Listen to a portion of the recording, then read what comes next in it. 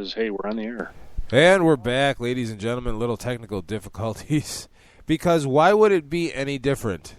Let's just put it there. I am joined now by Jim Sarantias from thefantasygreek.com. Follow him at thefantasygreek on Twitter. Jim, welcome back to the program.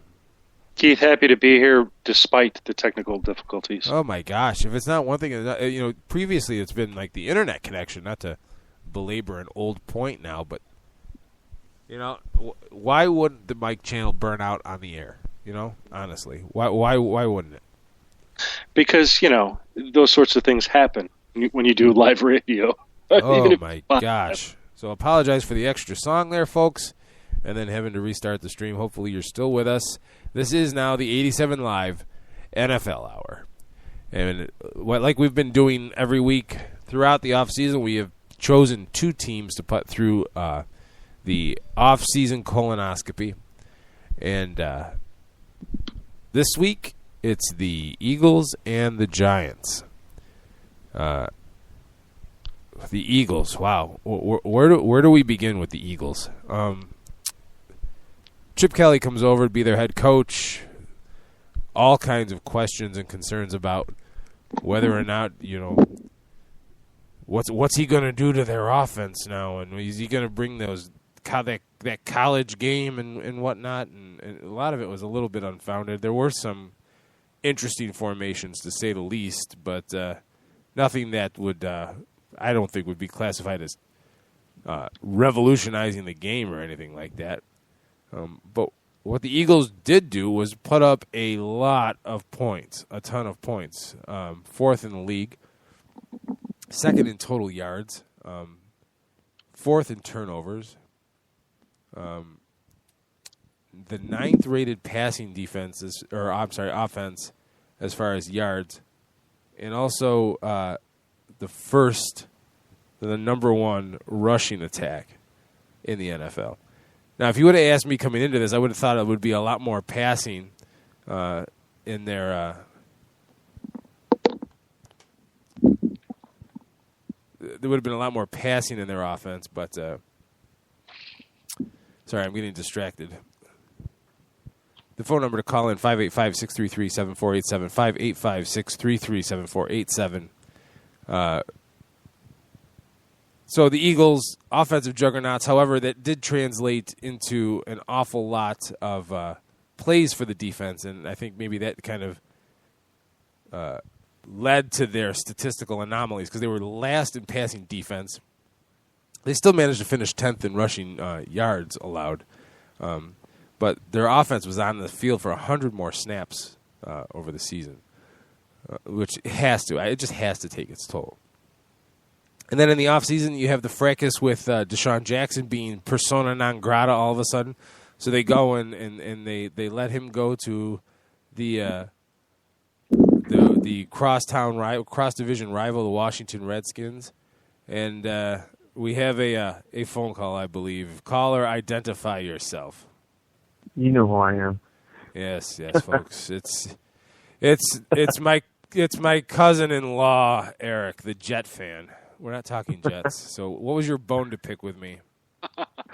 Okay, so I hear you talking about mess about the Yankees once again, and you know I'm a Yankees fan. Okay? This is the NFL hour now. Why are you calling now? And you talk about all the drug use about the Yankees, and they're too bad about them, and and you give them beef about the drug use. Well, let me go over a list of Mets players. What are you talking? I didn't talk about the Yankees and drug use. Huh? I didn't talk about the Yankees. I thought you talked about the Yankees, like them using drugs and A-Rod tonight. No. I said Pineda was cheating, and cheaters like the steroid era should be banned from baseball for life. Can I name a few cheaters from the Mets? Go ahead. Steroid era? Go ahead. Bring up Piazza, even though he never failed a test. But go ahead. Oh, okay. So I got David Segui. David Segui. he had a swan song. Hey, you're taking away from the football hour, really. Scott Schoenweis. Who? Todd Pratt. Scott Schoenweis. Where were these names on the Mitchell report? Yep. Todd Pratt. Okay. Paula Duca. Lenny Dykstra. Matt Franco. Don't talk bad about nails. Todd Hundley. Mo Vaughn. Fernanda Vina. All right. Well, you know what my only defense to that is? Because okay, what is it? It doesn't matter the fact that they're Mets. If they're guilty, they're guilty. But they took steroids and still sucked. They should get their money back. All right. Can I go on? I love that comeback, by the way. That's all I got left. Can I get back to my football talk? Feel free to call in if you got something to say about what we're talking about. Oh yeah, I was trying to get it through to you earlier, but apparently I couldn't. So I'm going to talk to you about a little about Carmelo Anthony basketball, but I'll get back to you then another day. All right, thanks for calling, buddy. Since I know that your co-host thinks he's the greatest player ever to play. Whoa, yeah, he's a big fan. But he's not here tonight. All right. So, all right, thanks for calling, bud. If I want to talk about my Jets, make sure you talk about them. We already did. Okay, good. All right. You said it. All right. All right, later. So, Keith, Yeah. are you really related to this man? By marriage. Oh my! Because I got to tell you, that's 4 minutes of my life I will never get back. Somebody owes me big. Just kidding, Eric. Just kidding, Eric. For everybody listening, wow. He's our only caller, so we got to be nice. We'll get more callers. Yeah. Anyway, so Eagles, big on offense, big on defense. Deshaun Jackson goes away. Looking forward now, do they look to add a wide receiver in the draft now, do you think? I think so. What's great about talking about the Eagles tonight is I actually did my 2014 outlook on them this evening.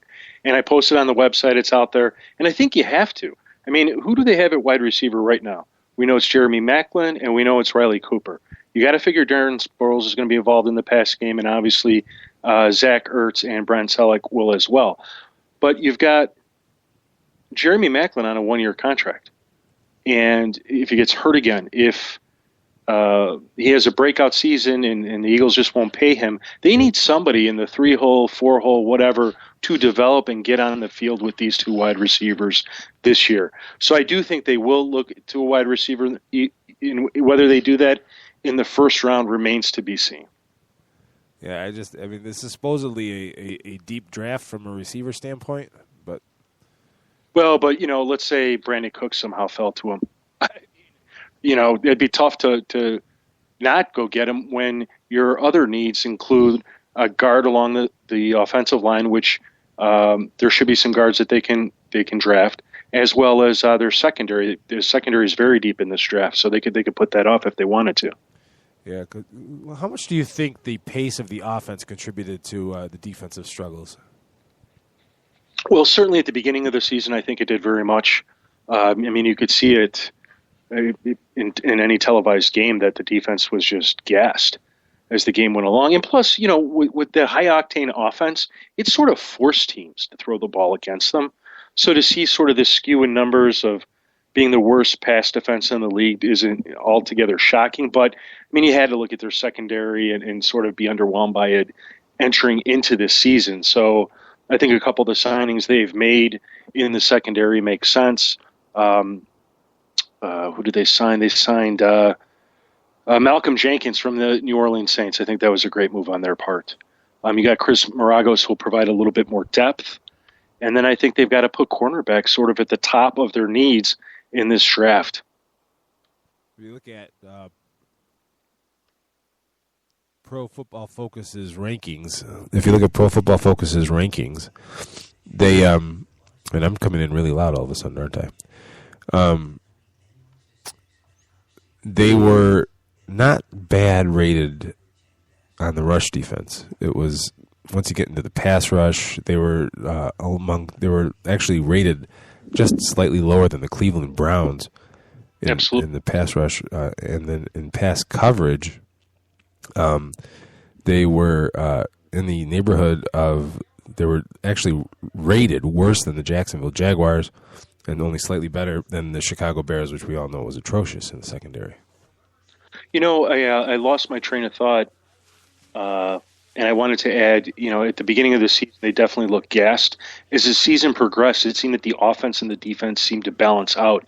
And in fact, in that playoff game against the Saints, which, quite frankly, they only lost because the Saints kicked 4 field goals against them. In all other respects, they won that game. Right. They actually, that defensive line, that core of linebackers, it's a great front seven. And I think once you just solidify that secondary, this is a team that should contend just so long as Nick Foles continues to be productive. And tip your cap to Chip Kelly, because at the end of the day, I mean, there was an obvious disparity between what he wanted to do on offense and what was realistic on defense, and he seemed to, like you said, they did seem to be some kind of a balance that was created by the end of the season. I think Chip Kelly underestimated the depth of the football team, as well as how much abuse a professional football player can take physically in a 16-week period, or 17-week period. Sorry. And, I think you're absolutely right. Chip Kelly made a big adjustment to sort of get things back in line for this football team. I have a question for you. As I was putting my 2014 outlook together for the Philadelphia Eagles, I couldn't quite know how to describe Chip Kelly's offense. Do I describe it as a spread, a read option? Because the whole offense is sort of based on the idea that numerically you should be able to have one player open all the time. The plays are just set up that way, and that's the player that you end up going to, whoever that might be. And so I did a little bit of research and found a press conference video where he called it the Sea Coast Offense, SEE. Had you ever heard of that before? No. I never had either. And there it was. The Sea Coast? Sea Coast. It was on NFL.com. For any of the listeners out there, go check out the article at thefantasygreek.com. I have a link for it, and you can go see for yourself, so to speak. That roster, losing Deshaun Jackson is like we've already said, is a big piece. Even if, obviously this wouldn't happen, but even if Deshaun Jackson never caught another ball, you know what I mean? Just having him on the field dictated coverage, dictated what the defense could and couldn't do, what they had to do, what they had to pay attention to. And then you throw in tight ends like Brent Selleck and Zach Ertz, who had himself a pretty good season last year. That offense really was dangerous, and I think they've cut off their nose to spite their face. I mean, the stories that came out about Deshaun Jackson mouthing off to Chip Kelly or whatever, I mean, who knows if those are really true? Only the players inside that locker room know what's true. If that's true, then you know what, fellas? I think you needed to find a way to come together and not have that totally wreck the team. But I really think they're going to regret that in the long run. Who knows? If Jeremy Maclin comes through, I suppose everybody will forget about it. The team's winning. People should forget about it. Whether or not this impacts the locker room going into the season, and that's really hard to say. I suppose time will only tell. One of the things that I thought was surprising, and I'm glad you were able to find how many defensive plays the defense actually had, was the offense had slightly better than 1,000 offensive plays over the course of the season. And this number really just, I was stunned. I didn't realize the number was so big. Out of 1,008 offensive plays, 500 were rush attempts. The other 508 were pass attempts. Do you believe that? No, that's... that shows you how much LaShawn McCoy was sort of the cog of this offense. Well, but also, you said 500 and 508? Yeah. Looking at footballreference.com now, too. And the typical split is 60 pass, 40 rush, give or take a few percentage points. It really, obviously, looking by the numbers, was much more balanced than it seemed watching them all. You know what I mean? Watching the highlights, following football. You really felt like it was Shady McCoy and the Funky Bunch. Absolutely. And, part of the allure of the signing of Darren Sproles this offseason is the fact that, even without Deshaun Jackson, you'll have Jeremy Maclin, you'll have Darren Sproles, you'll have Riley Cooper, you'll have Brent Selleck, you'll have Zach Ertz, and presumably there'll be some other wide receiver to step up, and McCoy will always be there. He's certainly not going to get the kind of rush attempts he had last year, which I want to say were 366, somewhere around there. That's a lot. But it certainly gives you sort of the importance of that singular signing of what it could mean to this team, because there was really no one else that you could put the letters RB in front of last season for the Eagles that you consistently saw in the press box and were consistently impressed by behind LaShawn McCoy. Right. I just keep coming back to that point that I'm really curious to see what they do with the draft. Really curious, because that was a huge piece to what Chip Kelly wants to do. Anywho. Yeah, I got to tell you, out of all the teams, and I know one of the topics we were going to discuss was schedules. The Eagles' schedule, it's fair. I think it's potentially one of the easier ones. And when I say easier, I mean it's a close call amongst a lot of these teams. But I could definitely see them winning the NFC East, depending on how the Giants bounce back this year. Yeah. And speaking of the Giants, a hell of a segue there, my friend. Thank you. Thank you. Aren't we the Sultan of segue? Okay. Yeah, absolutely. The Giants, a team where I never expected them to struggle as much as they did. I didn't think they were going to win another Super Bowl. I did think they were going to struggle defensively. And it turns out that they really, really were just horrific on offense as well. 19th in passing yards, 27th in passing TDs, 18 passing touchdowns, 29 interceptions. 27 by Mr.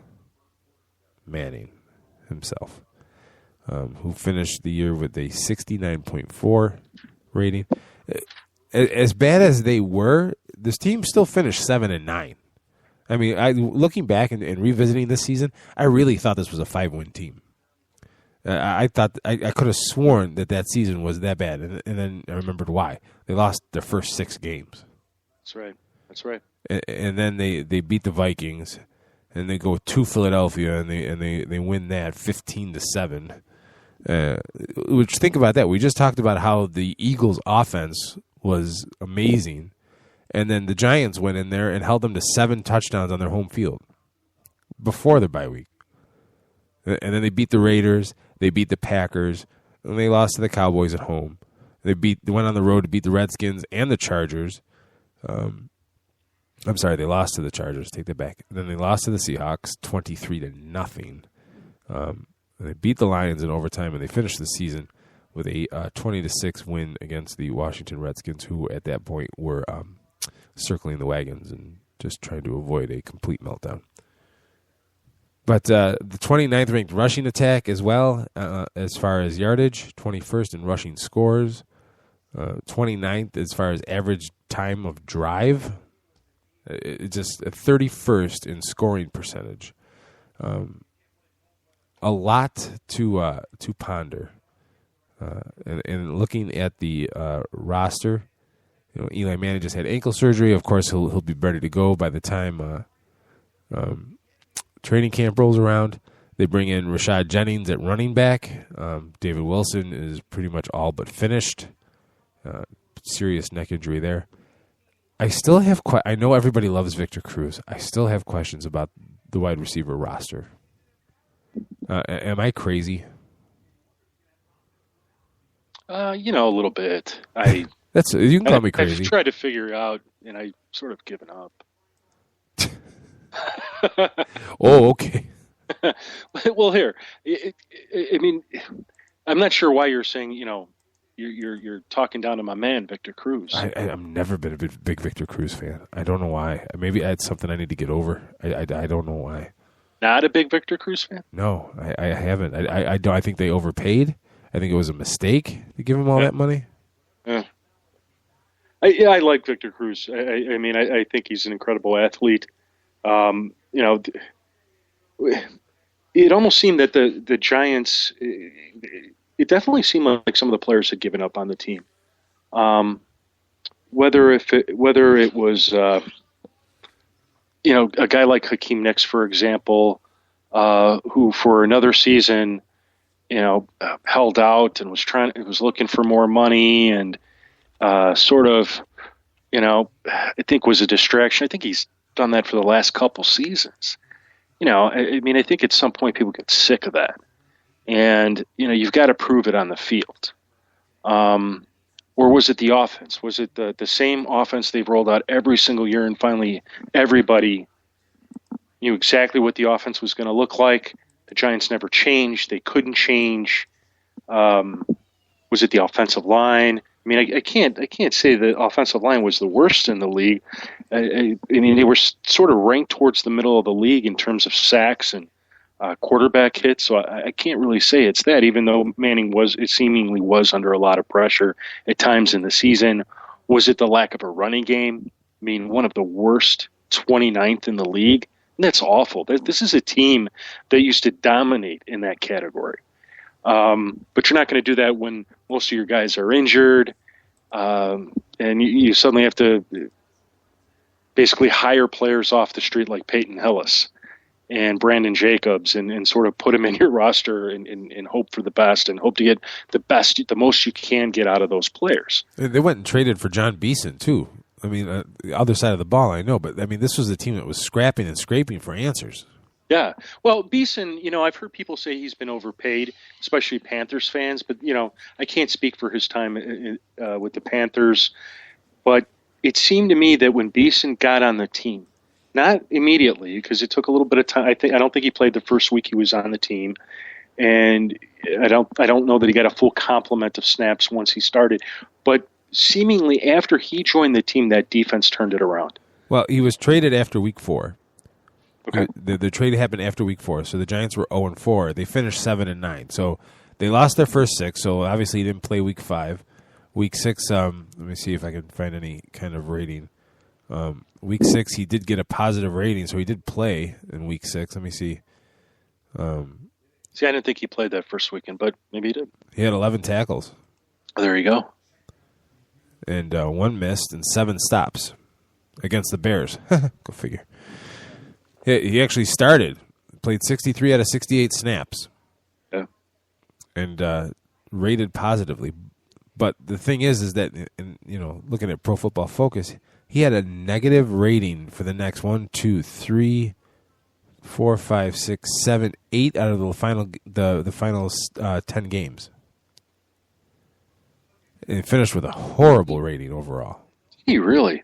Yeah. He finished with a negative 17 rating, which if you dig into those stats, folks, there's negative 3 here, negative 1.8 there, positive 2, negative 4.1. They rate everything that happens on every play individually. So to finish with a negative 17, that's a god-awful. Well, because I got to tell you, this was a Giants that really, they made it a priority to bring him back. They saw something in him. If it wasn't his performance, it sounds like it was his leadership. Maybe it was, because he ended up the season without a sack, only 1 QB hit, only 4 hurries, 7 missed tackles, which is 4th on the team, and the top linebacker for missed tackles. So just interesting. Because I thought again, when I went to start looking at the Giants season, I really thought this was a 4 or 5 win team. And then when saying, oh well, yeah, they did come in on late. It must have been after Beeson got there. And then I look at what he did. Really, nothing to jump and shout about. He had the 11 tackle game against the Bears, and then it was 6 tackles, 2 tackles, 1 tackle, 4 tackles. 2 tackles. And he had a 13 tackle game against the Redskins in week 13. 4 tackles, 6 tackles, and then 8 tackles again against the Redskins. So for a middle linebacker to disappear from the stat sheet that often doesn't speak well to me anyway. Again, a lot of it's scheme. Who knows what he was doing and what was asked of him. But if he was doing what was asked of him, then he wouldn't rate so negatively. Yeah. Well, I'll tell you, it's certainly a position that they'll likely look to the draft to fill. They were one of the teams last year that needed linebacker help between them and the Bears, and the Bears went and got some help. The Giants didn't, and that really sort of showed a little bit last season. They did sign Jameel McLean, so that's a positive, I suppose. but I think they're still going to have to address that position in the draft. You know, the thing about the Giants that so far I've enjoyed in this offseason is how aggressive they have been in free agency and how they've seemingly changed part of their roster and brought in some players that should be pushing to either start or push the starters to play better. Mm-hmm. And that, I have to say, is absolutely impressive. I mean, we can go through these names. Running back Rashad Jennings. Guard tackle Jeff Schwartz. Center J.D. Walton, Broncos. Jameel McLean, Ravens. Cornerback Walter Thurman, Seahawks. Safety kick returner Quentin Demps. Cornerback Dominic Rodgers-Cromartie, Broncos. Trindon Holiday, Texans, kick returner. Offensive lineman John Jerry, Dolphins. Wide receiver Mario Manningham. Cornerback Zach Bowman. Defensive end Robert Ayers, Broncos. Kellen Davis, tight end, Seahawks. Yeah, I mean, they didn't sit idly by. They brought back Mario Manningham too. I don't know if you meant. I didn't know if you hit him, but also brought over Trindon Holiday from the Broncos. Yeah, I actually think this is a good opportunity for Mario Manningham. I mean, he hasn't done anything since he's left the Giants. Well, Holiday gives them a return guy as well. Big time playmaker. If Manningham can settle into a possession, I know Victor Cruz lines up in the slot a lot, but he's running a lot of deep patterns. He's got that. He does have wheels. So I don't know. We'll have to wait and see. What do you think are their biggest needs going into the draft now? Well, let's see. I still think they need a tight end. They're going to need a receiving tight end. Kellen Davis was more of a blocking tight end when he was with the Bears, and he really didn't do much over there at Seattle. You could say the same thing about Daniel Fells, and you have Adrian Robinson, who's one of the other tight ends, and I have to admit I'm not very familiar with him, nor am I with Larry Donnell. I just don't. None of those four strike me as a player that you and I can sit here right now and say, yep, they're going to be the difference maker at that position in the modern day NFL. So I would put that at the top. I did have guard tackle, but I think they've probably got enough guys once they signed J.D. Walton and Jeff Schwartz to at least get by for this next year. They still have a couple guys that are 30 or older, but that's it. I mean, they've started to redo this offensive line, and that's been a great thing. You could sit there and look at, Robert Ayers, he's now in a defensive end, so that's a good thing. I'm assuming Jonathan Hankins is going to move up to the starting defensive tackle position, but that remains to be seen. Right now, looking at the team, they've got a bunch of starters. I think they're going to have to address the running back position, at least long term. I agree with you. I don't know what the deal is with David Wilson. I mean, people keep talking about as if he's going to be okay coming back this season. But to me, if you have a fusion, especially in your neck, and you're a running back, wow, that just seems dangerous to me to be playing. Yeah, that's really. I mean, why would you push it? I don't know. I agree, but I mean, we're not close enough to it to truly have an understanding. But at least as of right now, I'm very cautious in how you approach him as a player. I do love Rashard Jennings, but he's on the wrong side of 30, or at least he's close to it. He doesn't have as many miles on the wheels, but the reality is he's closer to the end of his career than he is the beginning. And if Darrell Scott's not the answer, or Michael Cox not the answer, certainly Peyton Hillis isn't. And that's a position that I think they could address as well. And another thing that we can't overlook here is a new offensive coordinator, too. Kevin Gilbride is retired, and Ben McAdoo takes over the offense, which the first thing he's got to assess is pass protection, because they were one of the worst rated pass protecting offensive lines in football last year. You look at their starting offensive line. If we're looking at snaps, Justin Pugh, the rookie, was a negative rating. Kevin Booth was a rookie. Will Beatty was a negative 14.3. Wow. Pass blocking. Wow. Dave Deal, who missed some time with injuries, I believe, minus 20 in pass blocking. So they were decent with run blocking, I guess. Still negative rated. Still got big issues. but pass blocking was just absolutely atrocious.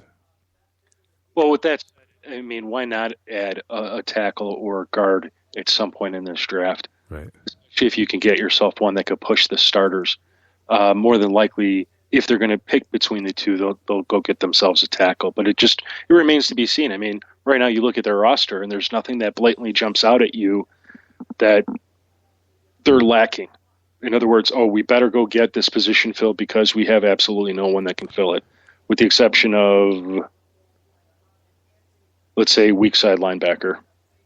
None of those players seem to be starter quality, at least as far as I know. And I know that they still have JPP and Cullen Jenkins had a decent season, but I would like to see them. And I know Robert Ayers is coming over from Denver, but I would probably expect them to go after some kind of pass rushing D lineman if they can. Oh, absolutely. Especially if they can get one that could sort of work both D tackle and defensive end. Yeah, that'd be perfect. Totally agree. Doesn't that scare you when we agree? A little bit. Yeah, just a little bit. Hey, I had the oddest experience this week. How familiar are you with forums and things like that? Oh, which forums are we talking about? Well, I'm not talking about any one specifically, just in general. Okay. You post and you respond, and I ended up getting blocked out of a couple because I posted little comments and then linked to articles. Oh, the links! No, you cannot link, dude. You're kidding. Oh no, I got banned from ESPN.com. No kidding. See, Yeah. I thought that was kosher because I recall sites that actually say that is acceptable behavior. The big boys don't want you driving traffic away from them. Oh, I see. So you can write all you want, you just can't. And then I'm actually offended when they call it spam. Yeah. I'm like, wait a minute, I'm not linking something here that has absolutely nothing to do with football. It's not like you're in a football discussion trying to sell marital aids. Exactly. Yeah. But I will say not all forums are like that. I mean, there's several that I post stuff to, and they don't seem to mind at all. In fact, one of them, the fans seemed to be so irate at me, thinking that I mischaracterized certain aspects of their football team, and really they were just sort of looking at the words I used and sort of kind of saying, well, you really meant you're trying to make everybody think this, and it was really a minor issue. It just wasn't a big deal. But these guys seem to think, it was just the worst thing on earth. Sometimes they get so caught up in their own rhetoric that they get caught in these positions where it's like, well, I can't make an exception now. And it's just annoying is what it is. Yeah, I also had a great experience today. I went shoe shopping. I bought some shoes. I know, we could sit here as guys and say that's absolutely ridiculous, but you got to understand the shoes I have. The soles are worn. There's like holes in the plastic, and it's just ridiculous. And with that, we're going to take a break. I couldn't resist. Hey, we do have some good news coming up. Yes, exciting stuff, folks. Not only are we going to have a mock draft the night before the draft, mock first round. Joining us will be Claire Mullins from NFLfemale.com at the Claire Bear 23, and also Lamont Broadus at the Sportologist has confirmed he will be joining us as well. That will be a fantastic evening of football talk. Don't miss that. But also a very special treat.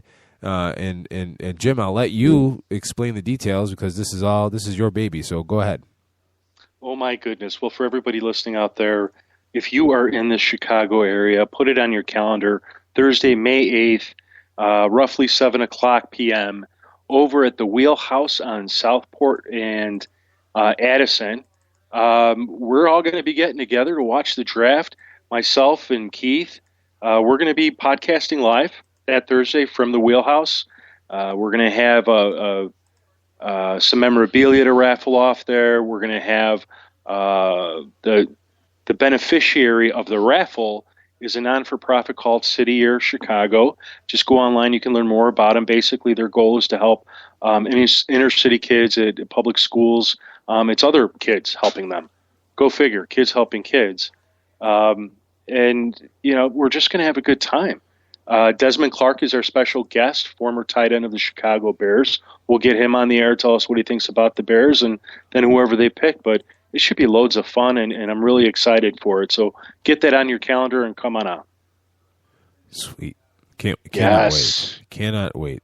Seriously, it's like the greatest thing on earth. People don't do this anymore. It's going to be a lot of fun. It'll be a lot of fun. A lot of fun. And we're hoping to get more things and, maybe have more announcements related to it. But for now, just get it on your calendar. Save the date. Absolutely. Well, let's see here. Let me. This whole losing my mic channel has really thrown me for a loop today. It has, hasn't it? Yeah, let's just take a quick break. When we come back, we're going to tear through the NFL schedule, our initial reactions. There's a lot to digest, obviously, and it just came out tonight, so we haven't had enough time to really tear it apart. But there were some pretty hard schedules that jumped out, and I kind of want to talk about it. So you're listening to 87 Live on 87 Sports Fans Radio. NFL schedule talk with Jim Sarantias from thefantasygeek.com coming up next.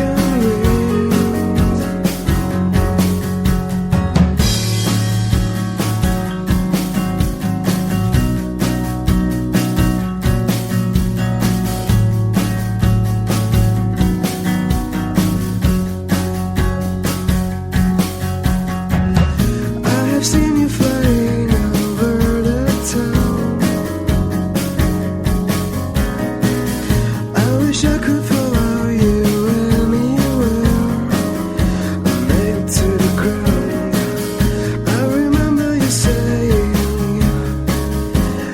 there's another way. Now it's my chance. I'm on the edge. I'm wondering if I should die with broken wings.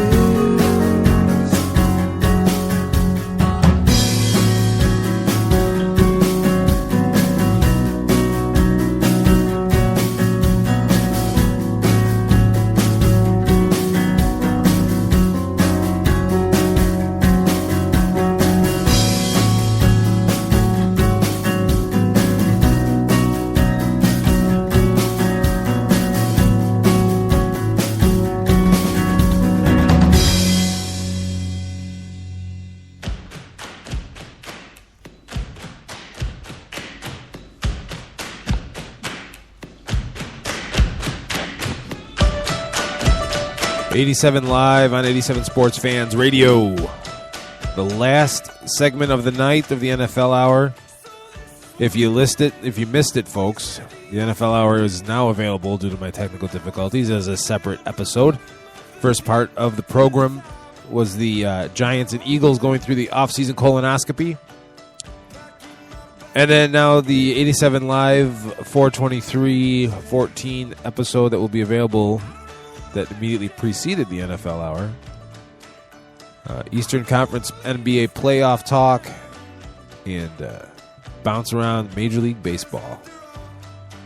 Talked a little bit about the woeful Mariners. A reminder that this and every broadcast is brought to you by CG Imaging. That's cg-imaging.com.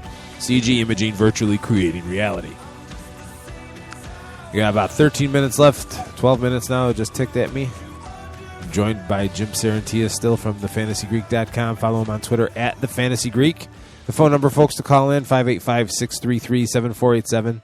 That's 585-633-7487. The NFL released its 2014 regular season schedule. And trying to look through it and digest it, a couple things jump out. I know that there are multiple primetime games now with the flex schedules, with CBS now getting a Thursday night game, with the NFL Network broadcasting its game. But to me, and Jim, again, one of these situations, tell me if I'm crazy, but the primetime showcase game is still Monday Night Football, no? Well, I like to think so. But, if they're going to start playing more Thursday night games, it'll just sort of detract from that. There's always this possibility people just get sick and tired of pro football, let's say 4 nights a week. And that's a great point that I didn't even plan on talking about, but now that you bring it up, what are the things that football has going for it, I think, that made it such a fan favorite, is that you had it on 2 days a week. 3 days in December when they went to Saturday games or whatever, but 2 days a week. And you had all week to gloat about last week's results, to complain about last week's results if you're a Browns fan. And you built up all this tension and passion. And fantasy football engineered itself and made itself popular by being a couple days a week kind of thing. I mean, if you're a winner like myself, it was an everyday thing all the time. But if you wanted to, you could play fantasy football and not really do anything most of the week. Now you have games. The week starts on Thursdays, and so you have basically if your Monday night game ends. And from a fantasy standpoint, you have Tuesday and Wednesday to make acquisitions and trades. And if you're in a league that requires a league vote to approve a trade, you have a very, very small window to make a trade or a transaction that will affect your team. So I think you detract from fantasy in that aspect.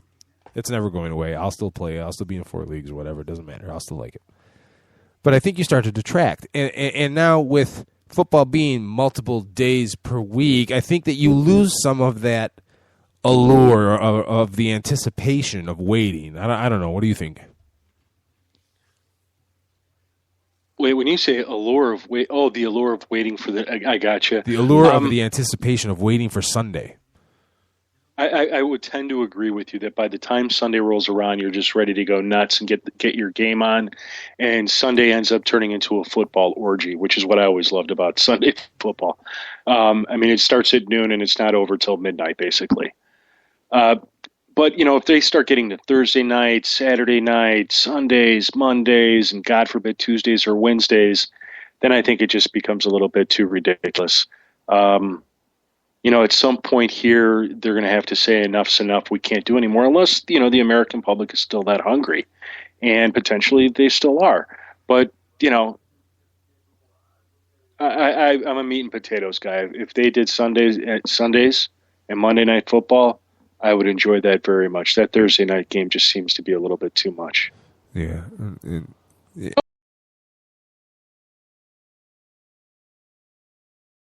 Remember, nobody minds because now you're getting close to playoff football.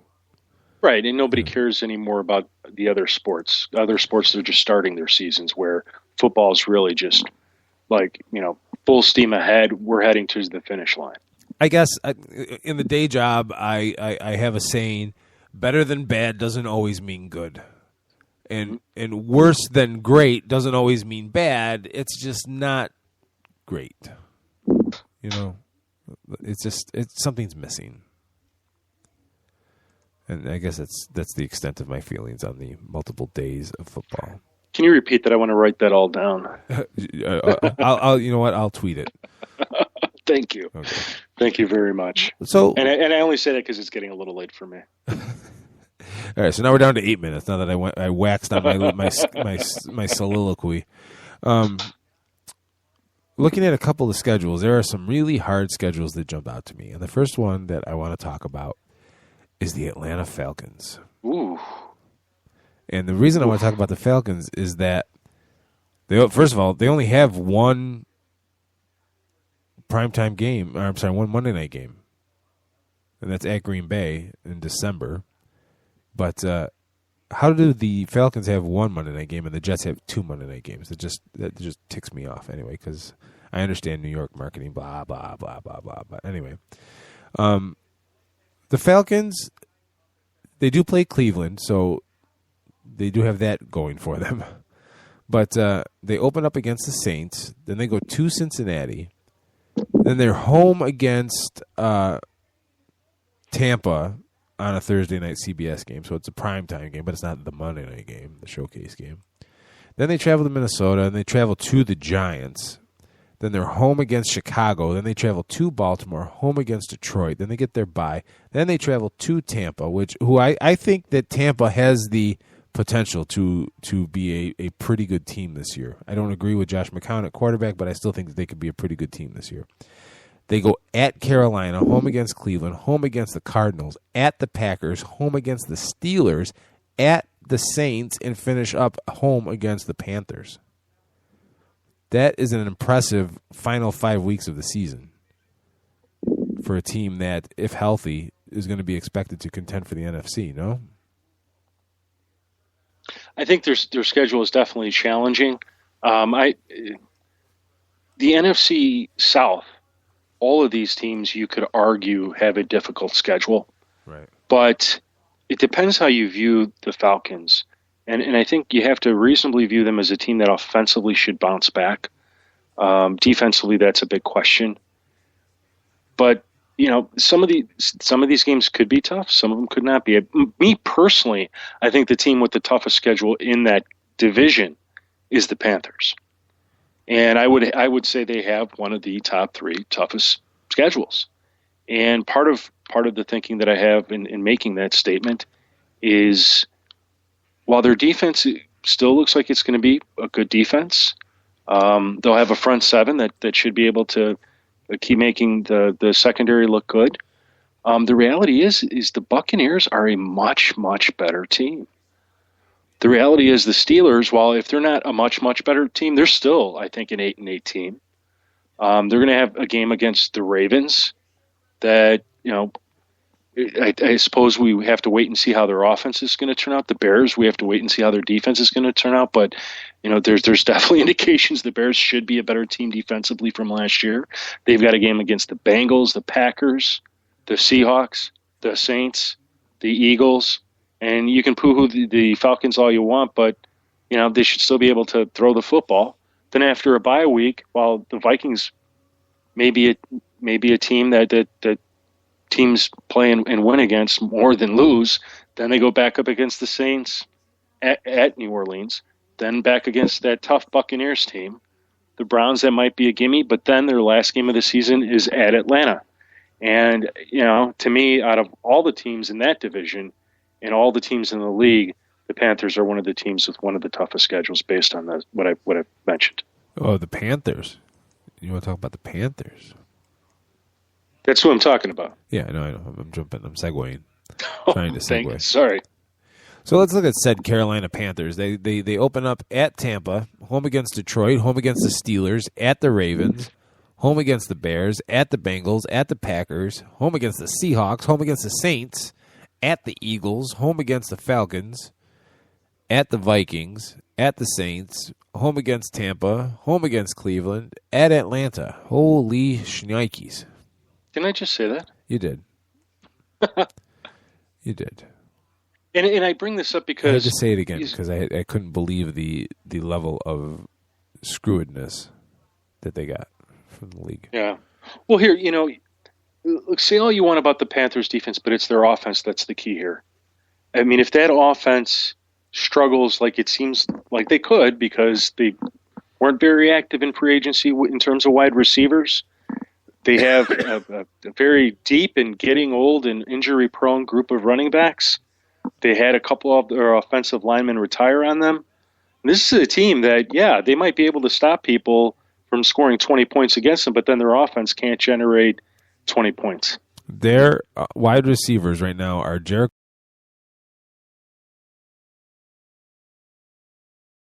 with Marvin McNutt bringing up the rear. And the fact that they had the Buccaneers and the Falcons in their division last year was a gift for them. Right.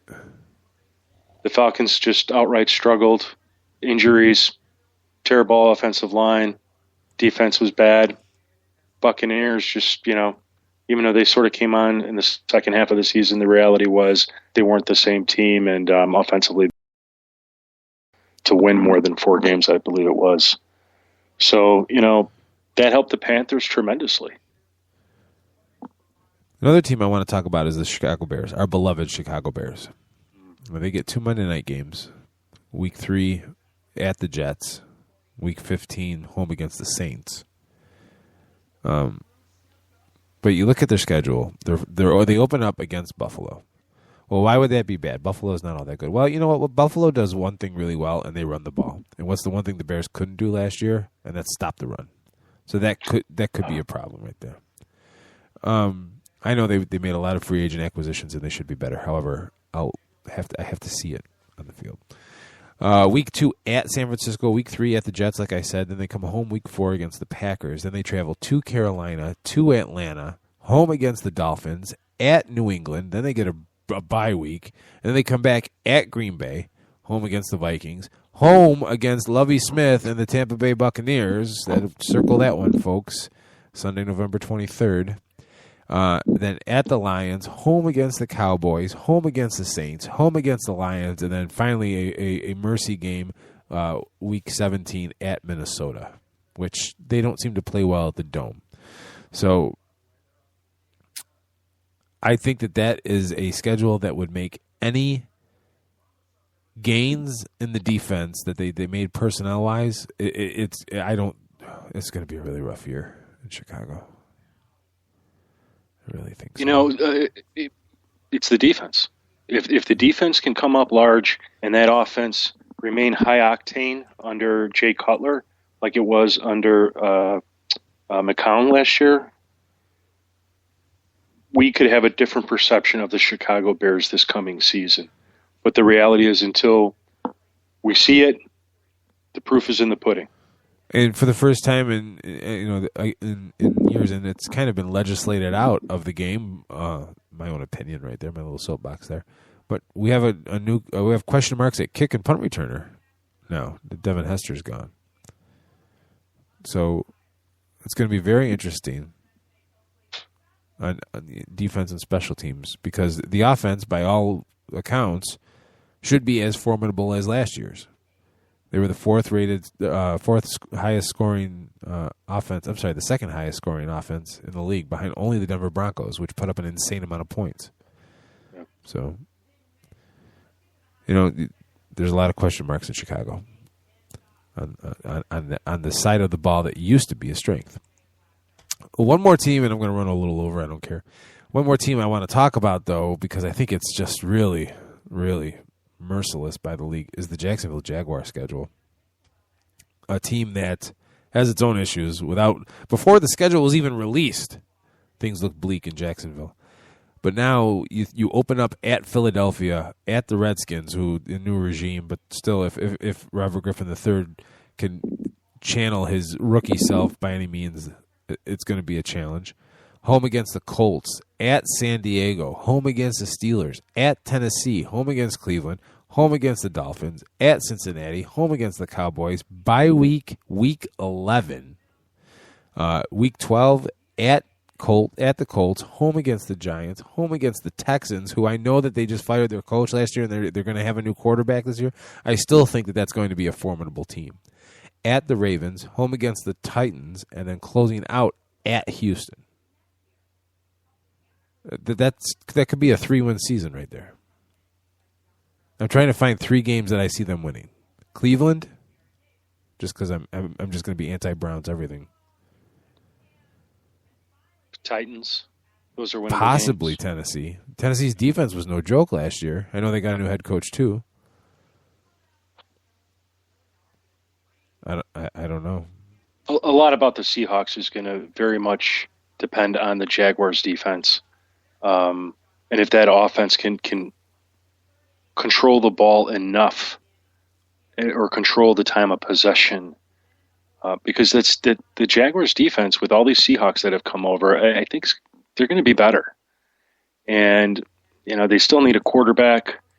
Some could argue that they still need a running back and some wide receivers. But the reality is there's going to be people that can make plays, and they could be a team that just churns out the clock and a lot of low-scoring games. But I tend to agree with you. This schedule is tough for them. I mean, nothing really jumps out saying, oh, this is definitely a win-win game, even against the Browns, even against the Titans, even against the Texans. I don't think they're going to be easy games for them to win, or even against the Dolphins. I mean, we're pretty much guaranteed that whether or not they take them in the top of the first round, but somewhere in this draft, they're going to take a quarterback. Oh, yeah, definitely. They have questions at wide receiver. Yep. Tandon Doss is not the answer. Looking at the roster really quick, Toby Gerhart comes over from Minnesota. They have questions at running back now in the wake of Maurice Jones-Drew's departure. And like you said, the defense has to be able to control somehow. And there are some newcomers from Seattle, and Gus Bradley has his hooks in a lot of those guys from his Seattle days. But as a Bears fan, Jim, I have to remind you that the Jaguars' defensive coordinator is Bob Babich, and the man couldn't coordinate Brian Urlacher. So that's all I'm going to say. That's as much of a fatal flaw as anything I can think of. Well, alrighty then. How about the Chiefs schedule? Oh yeah. No, we're out of time, Jim. Oh my God! All right. The Chiefs shot themselves in the foot by letting all their free agents go. They're gonna suck. There's my no-fault prediction right there. Folks, every Wednesday night, 10 to 12, 87sportsfans.com. For Jim Sarantias, I'm Keith Grieve. Post-game show is brought to you by Christ, I can't find it. The hell with it.